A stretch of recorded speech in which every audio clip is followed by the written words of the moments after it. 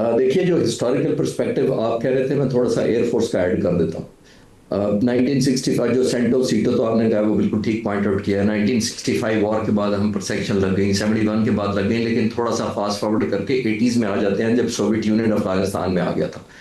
उस वक्त अमेरिका ने हमें F-16 ऑफर किए थे कि हम F-16 देते हैं आपको, ऑब्वियसली जिस वजह से वो ऑब्वियस वजह है। एक चीज जो जाहिर है पब्लिक में थोड़ी सी कम नोन है कि 82 में जब ये जहाज ऑफर किए जा रहे थे, तो अमेरिका ने हमें कहा कि हम आपको J-79 इंजन देंगे F-16 के साथ, जो इंफीरियर इंजन था F-100 के मुकाबले में, जो अमेरिकन एयरफोर्स खुद यूज कर रही थी। तो पाक फिजाइया ने कंसिडर किया उस वक्त, और हम तो नौजवान अफसर थे, बिल्कुल अर्ली 80s की बात है। तो हमें बताया गया कि पाक फिजाइया ने डेलिब्रेशन करने के बाद इनकार कर दिया कि हमें J-79 इंजन नहीं चाहिए। फिर इंसिस्ट किया गया, तो फिर अमेरिका मान गया कि आपको F-100 वही इंजन देंगे जो अमेरिकन एयरफोर्स खुद यूज कर रही है।